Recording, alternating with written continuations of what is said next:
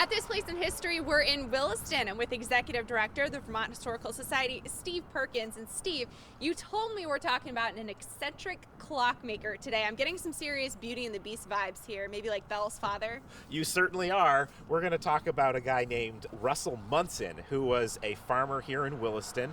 And later in life, he decided that maybe I'd do a little bit more than just farming. And he would focus on clocks and music boxes. And so he taught himself how to make these things. So we're at the Dorothy Alling Library, which houses the Williston Historical Society, and they have the only 3 known pieces by this eccentric clock and music box maker. So we're going to go inside and check them out. So you're going to tell us about 3 pieces by Munson. This is the first one. I don't think I've ever seen anything like this before.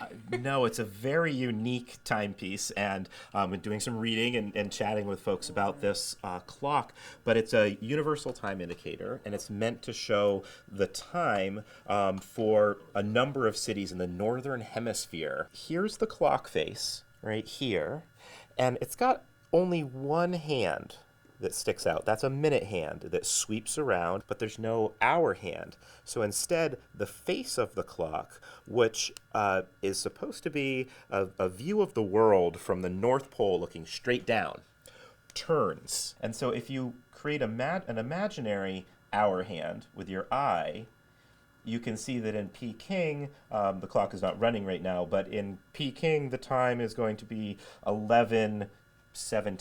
So on to the next piece now. This one is so impressive and patriotic too. Tell us about it. As we said before, Munson spent most of his life as a farmer, and seems to be later in life he picked up this craftsmanship building clocks. So this clock took him 8 years to make, and he made it really during the American Civil War. He didn't finish it until 1867, and so the clock itself really talks about that time in our history from an aesthetic standpoint. So you see Our Union Forever, USA on there, USA, World Cradle of Liberty, Knowledge and Republic, Ignorance and Monarchy.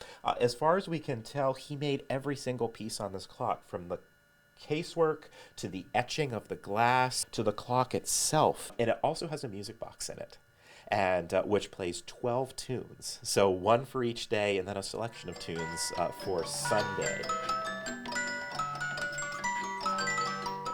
This is a music box. It's huge. It is a music box. Again, something that he made himself very late in life. He died in 1882, so shortly after making this music box. But I like that he calls it the Farmer's Melody Box, and is reflecting, his lifetime as a farmer, but then, beautiful inlay. He did all the mechanical work in here, and the music box has both the metal teeth that you expect in a music box, but it also has bellows and reeds that play music, somewhat like a hurdy-gurdy that you would think of from the late 19th, early 20th century. Making music in Williston at this place in history.